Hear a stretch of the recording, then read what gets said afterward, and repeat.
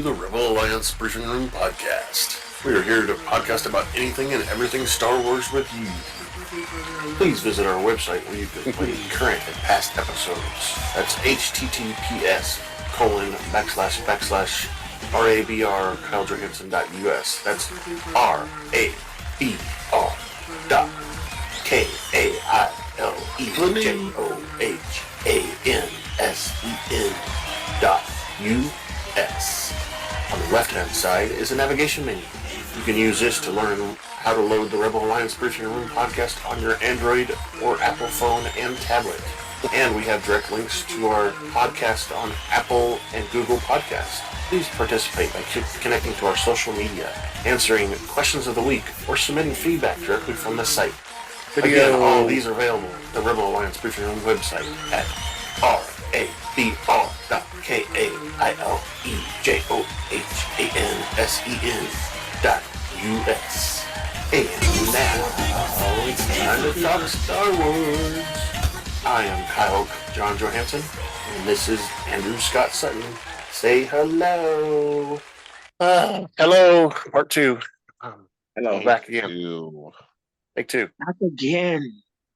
All right, so today we're reviewing Star Wars The Bad Batch Season 2, Episode 9, called The Crossing. We're going to review, talk about the cast a little bit. We're going to have a question of the week, and then we're going to drone on and on about sending us feedback. And possibly some predictions and thoughts to go along with it. So, I'm going to start off with this spoiler alert. Alright, so that warning means you need to watch the episode before you start talking, because we're going to spoil everything in the episode. Alright, so the cast to this week, we have our regular clone troopers minus Echo, all voiced by D. Bradley Baker. Omega was voiced by Michelle Yang. And briefly, Sid was on the video conferencing screen as Rhea Perlman was the voice there. And we need to do some dome armor. And now, a word from our sponsors. Does your bald head take a beating from shaving, the sun, and all of the things Mother Nature throws your way? Do ladies look at your dry, sunburnt head and cringe? Well, guys, there's a new product out there in the head care market that promises to rock your head. I mean dome. Looks soft, clean, and touchable, and it's trending #1 through social media and on YouTube. Introducing Dome Armor. It conditions with moisturizers like coconut oil and shea butter, protects with sunscreen up to SPF 45, and enhances your already sexy dome into an irresistible hands-on experience. Keep your dome safe and protected. Get Dome Armor now available in fresh bacon scent. Sure to get the ladies to come running in fine stores like Walmart and Lowe's. Oh, and for those still struggling with minor hair loss, try Grow Gain. This product will refresh, revitalize, and regrow hair on your dome. No, Kyle, that's major. Is that bacon or bacon? Bacon. Oh, I thought it was bacon. Sorry. What about ranch? My bad. No, ranch is too sloppy. See, this is why I don't have my picture on here, because this actually has to, match up with the armor dome, because I have a full head of hair and I don't need Grow Gain. So it's, I'm helping the product in here, marketing. No, that's not true. It's totally true. No, because it would be an example of what it looks like after you started using it. Oh, you guys are the before and I'm the after. At least me. I don't know. What do you mean the before? I'm perfectly have a good head of hair. Just better than a mohawk. Well, you need to lay off the Grow Gain because we only have a limited supply. Yeah. I'm trying to sell it though. All right, so again, The Bad Batch Season 2, Episode 9, The Crossing, aired on February 15th and was 30 minutes long. 13 minutes would have been great. That would have been great, though, right? It's time to grab your favorite beverage, pull up a chair, and join us in the Rebel Alliance briefing room. Take two. Take two. The Bad Batch travel in the Marauder to a desert planet. They don't even say what the name of the planet is, do they? They go to just a desert planet. It's the desert unknown planet. An Elysium mine that Sid purchased. They're going to investigate it.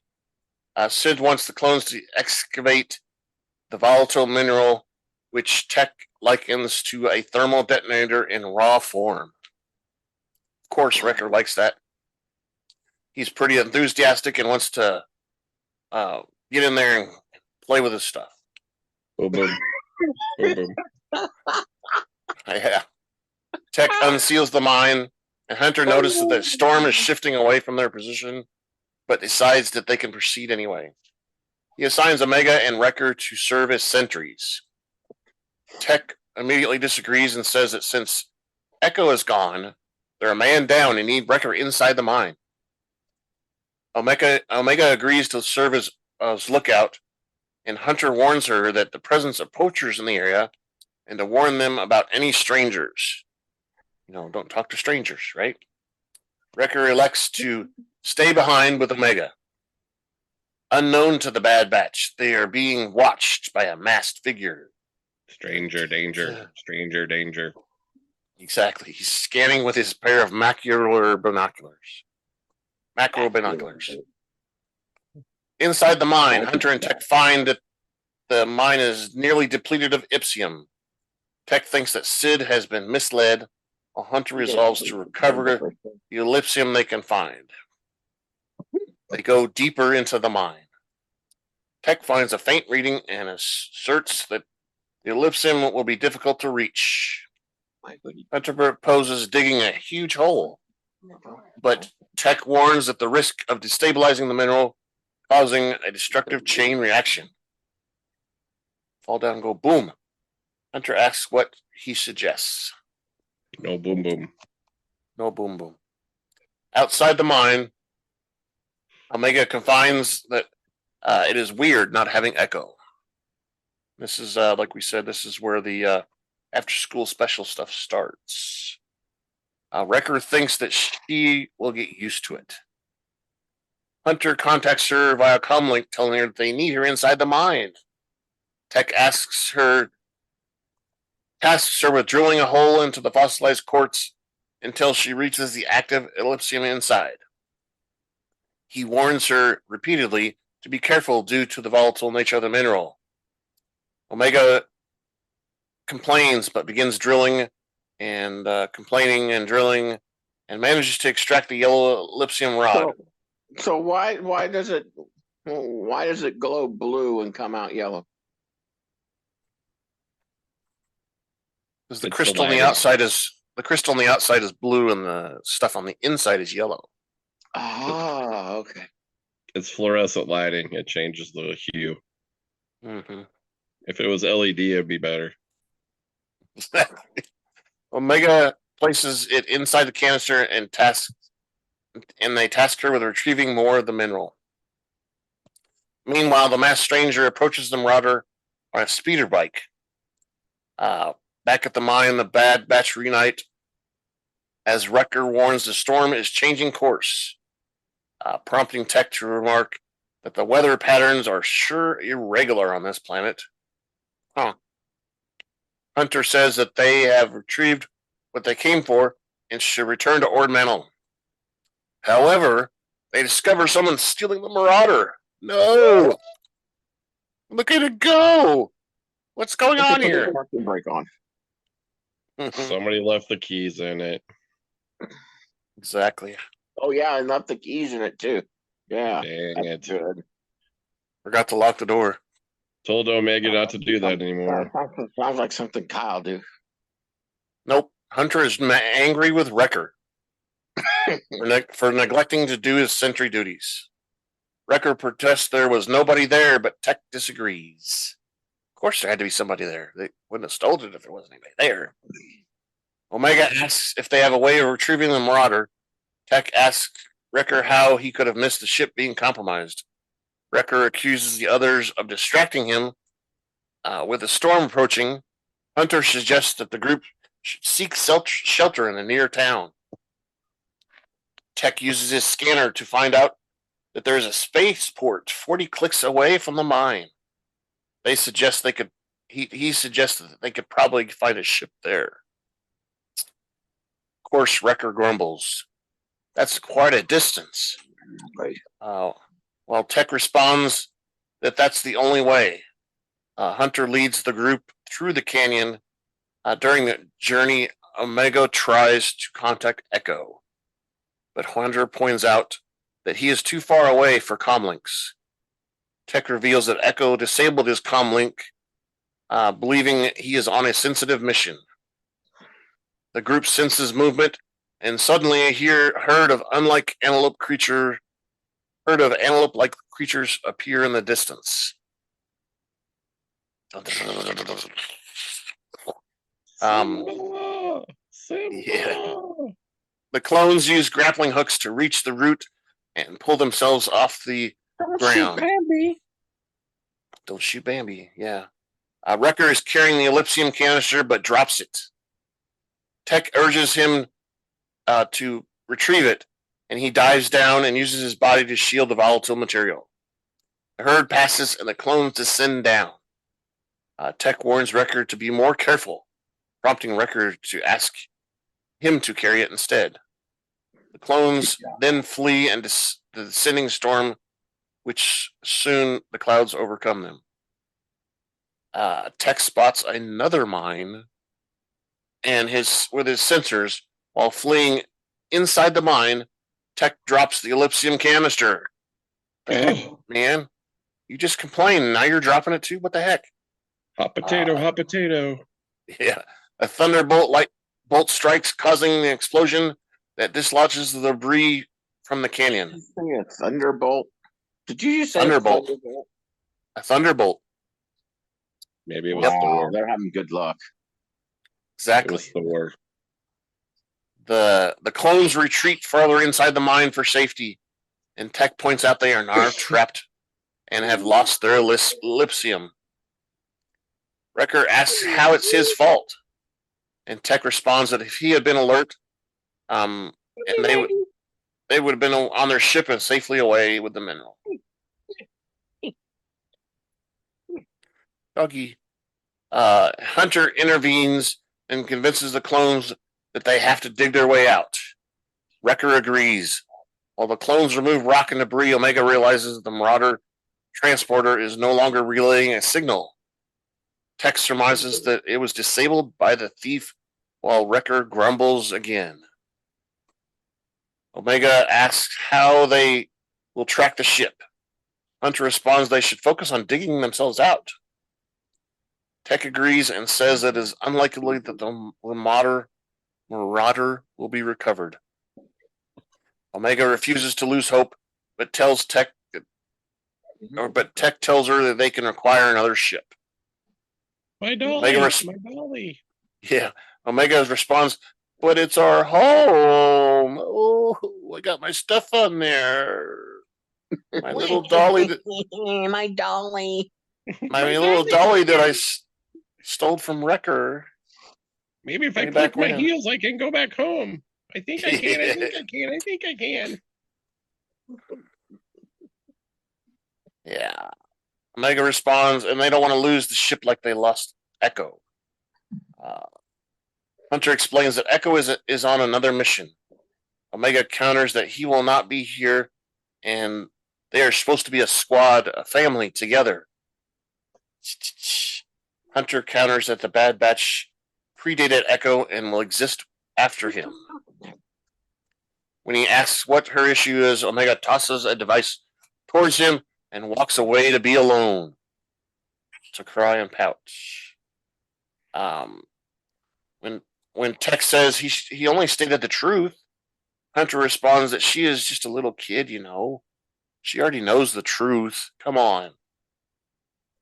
Drama. Exactly. Omega begins to explore the mine with her lamp and finds a spot deeper in the cave for shelter. She notices a blue light shining through the tunnel. Using the drill, Kmart. she discovers several Kmart. ellipsium. Kmart Blue Light Special, yeah. Blue light It's an special. ellipsium. It's an Whoa. ellipsium special. Inside God, she never finds been like minerals that forever. and a vein. Meanwhile, the other clones labor with their debris moving away from the entrance. Wrecker continues to grumble and says it's going to take days. They need an explosive, says Tech. He states that a small amount of ellipsium would have been enough, but Wrecker remarks that someone dropped it, Man, to do we make have to keep going back to somebody dropping the shit? right. Ah, come on. To make amends for dropping the canister, Tech offers to search the mine for potential extractions. Hunter and Wrecker tell Tech to go and make amends with Omega. Tech responds that she wanted to be alone. I'm going to leave her there. Hunter explains that Omega is having a hard time with Echo leaving and tells Tech to speak with her, please.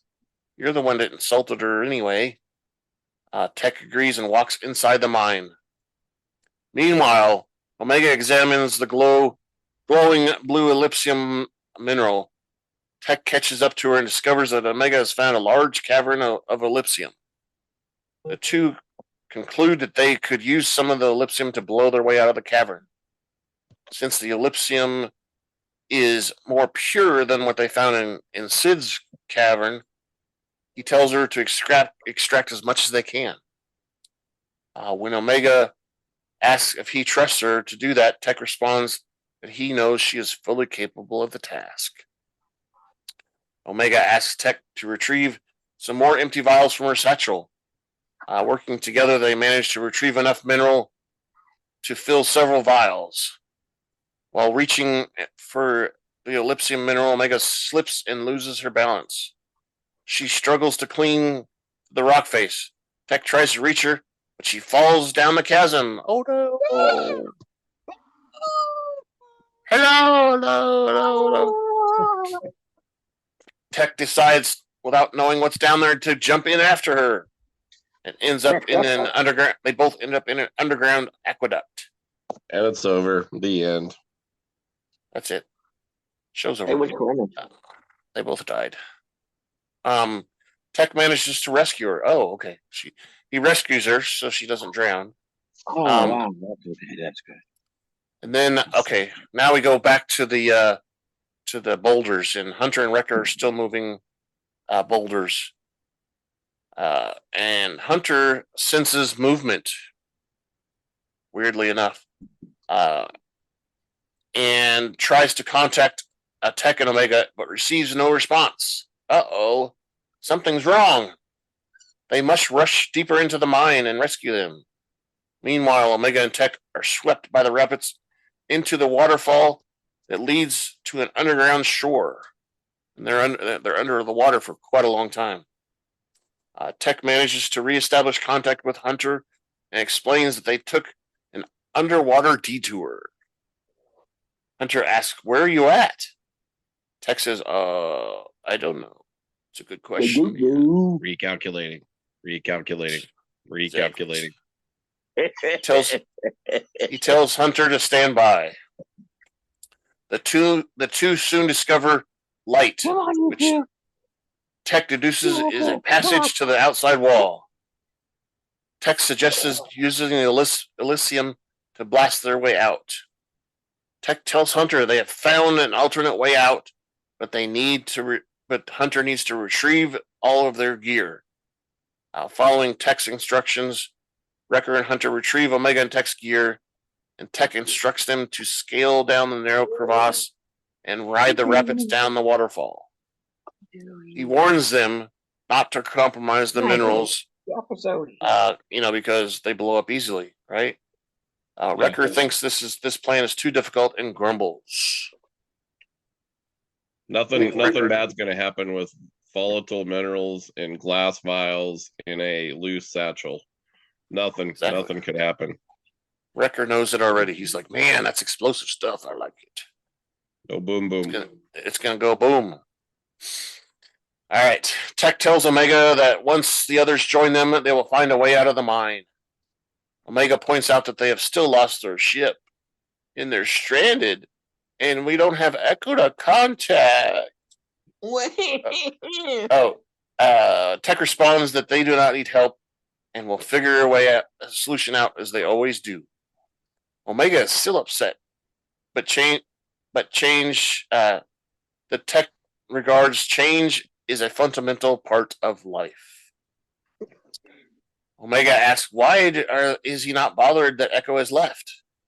Tech responds soldiers deal with change different. Omega points out that they are family and asks why he doesn't act like they are. Tech reflects silently and says that Echo has chosen a different path like Crosshair, and they have to respect their decisions even though it can be difficult to understand. Tech admits he processes thoughts differently and says that it doesn't mean he isn't different from Omega. The two are soon joined by Hunter and Wrecker as they come down the waterfall. Kaboom. Oh, no, it didn't blow up. Good. They have followed Tech's instructions. Omega is optimistic and says that it wasn't too bad of a trip down the waterfall. They kept their hands and feet inside the cart the whole time. The whole time, exactly. The Tech positions a vial of lithium near the hole, and Wrecker asks, "Why can't I shoot it? I like shooting and blowing up things." We have to bait direct. It has to be a perfect shot. Yeah, that's what Tech says. Tech shoots the vial, blasting a large hole in the wall. Boom! Crash! Bang! After exiting, After exiting, Tech discovers the spaceport through his micro binoculars. Tech notices the spaceport is deserted. Uh-oh. Wrecker hopes there's some food left there because he's tired of rations. Hunter agrees to explore the spaceport. You don't want to see Wrecker hangry. No, you don't. He needs a Snickers bar. Something. Maybe that's why he looked like Sid for a minute. Kind of. Upon reaching the spaceport they discovered has been abandoned. Wrecker grumbles and says, "Oh, we came here for nothing. There's no food. I'm hungry." No Snickers. No Snickers. Tech assures the group he can send out a long-range transmission with the communication array. The Bad Batch contacts Sid and asks for help, but the Transdojian broker says she is preoccupied with other matters and tells them to figure it out for themselves. Dun dun dun.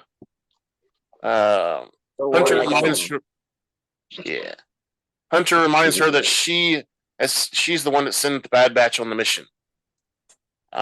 Sid is unconcerned about their stolen ship, and Omega tells her that they need help.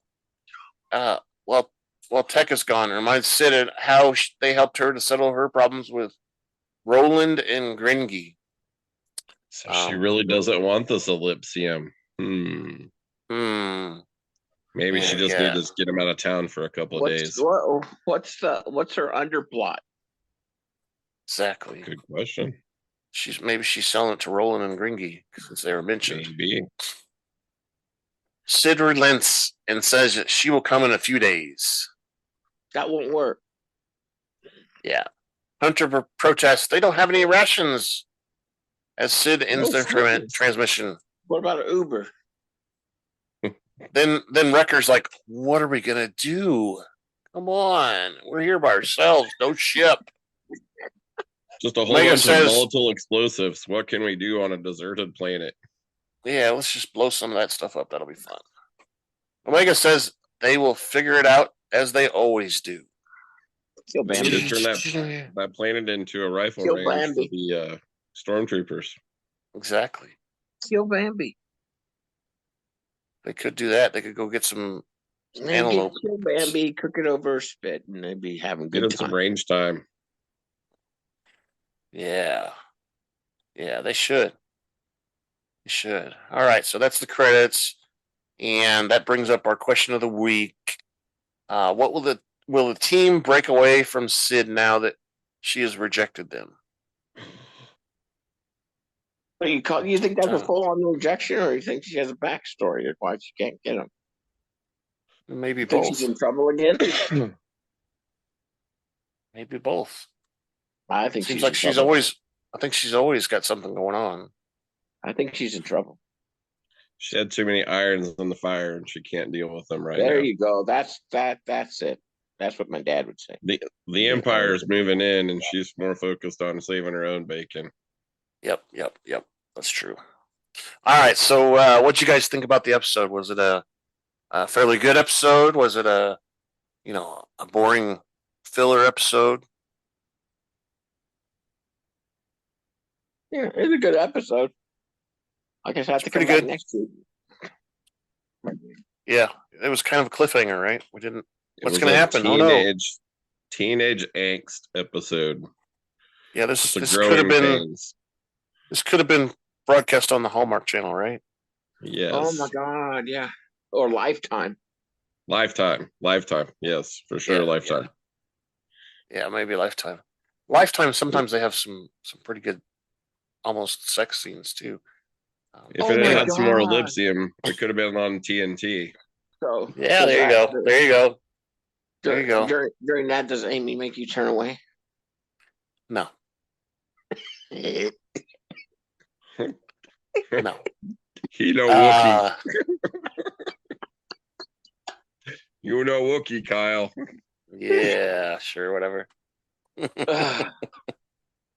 All right, yeah, I thought it was a pretty good episode too. I thought it was the Wookiee. it was better than Right. some of the recent ones we've had. So Not the worst one. Not the worst one. Yep. All right, it's time if to. they have enough money, they'll break away. If they can do it on their own, they'll break away because they Well, they have a whole mine of ellipsium. I mean, Well, they're set now. They just. that back. Oh, wait a minute. They don't have transportation. Whoops. Bummer. Whoops. Well, Small detail, minor detail. They have a speeder bike. Single and I'm sure the closest Star Destroyer will come and pick them up. Rex will come get them. That's the wrong team. I'm sorry. Yep, wrong team. We don't want Admiral Rampart coming in there. No, sir. More All than right. Big Boom Boom. No more Big Boom Boom. They'll blow up the entire planet, won't they? Who needs a Death Star? Just blow the planet up with ellipsium. Exactly. Man, One shot and the whole planet's gone. Could you imagine? Wait a that? minute. It's stormtroopers firing though, so the planet's safe. Exactly. Oops. Who lit the match? All right. This match. Feedback at KyleJohansson.us. That's feedback, KAILEJOHANSSON.us.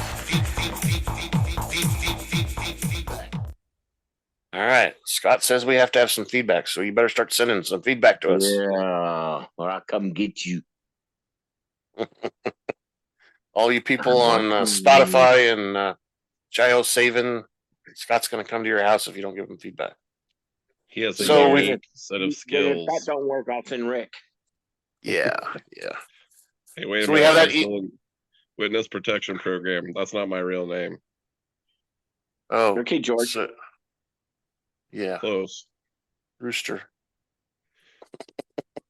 Georgie, Porgy. All right. So we have the email address. And then if you go to our website, the Rebel Alliance Briefing Room website, on the left-hand side, or is it that side? The left-hand side is a link to a feedback form. You fill it out, send it to us. You can answer the questions of the week, and there is a comments section underneath the question of the week. You can go visit us on Twitter at super_duper_pod is our Twitter handle. Tweet. Yep. And on YouTube, of course, we put the video up there, and there's comments there. And surprisingly, no mean comments are on Twitter or on YouTube yet. So, anyway, That those means are the we need ways. you. We need you to send us feedback now. We don't even care if it's. We don't even care if you yell at us or call us bad names. Just send us something. Just make sure you tell Scott's the pretty one. Yeah, right. Scott's the pretty one, but it's not fair because Rick hasn't been showing his picture, so we don't know what he looks Keep using that grow gain, buddy. Keep using that grow gain. Hey. Hey. All right. I think we got through it, guys. What do you think? Woohoo! Woohoo! After Take 2 tries, two. right? Is that a wrap? It is. We're gonna push the button here just a second. Okay. Thank you for listening to the Rebel Alliance Briefing Room podcast. Please visit our website where you can play current and past episodes. That's https://RABR KyleJohansson.us. That's RABR.KyleJohansson.us. On the left-hand side is a navigation menu. You can use this to learn how to load the Rebel Alliance Briefing Room podcast on your Android or Apple phone and tablet.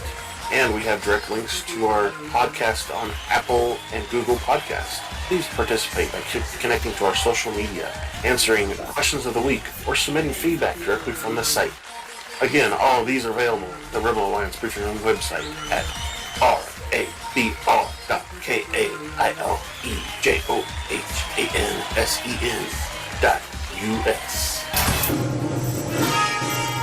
This podcast in no way is approved, sponsored, or owned by Lucasfilms Ltd., Disney, Disney Plus, or any of its subsidiaries. All opinions are solely owned by Kyle and or Scott and in no way express the views or opinions of their past or present employers. Views and opinions are not supported or restricted by Lucasfilms Ltd., Disney, Disney Plus, or any of its subsidiaries. Any rebroadcast, reproduction, or any or other use of this podcast and its affiliate sites without consent of Super Duper Podcast Network and its host is prohibited. I am Kyle Johansson, and this is Andrew Scott Sutton. Say goodbye now. Bye. We've got Rick today too, so say goodbye, Rick. Goodbye. Goodbye. Adios. Arrivederci, and I'm going to click the button and it's going to say recording stop.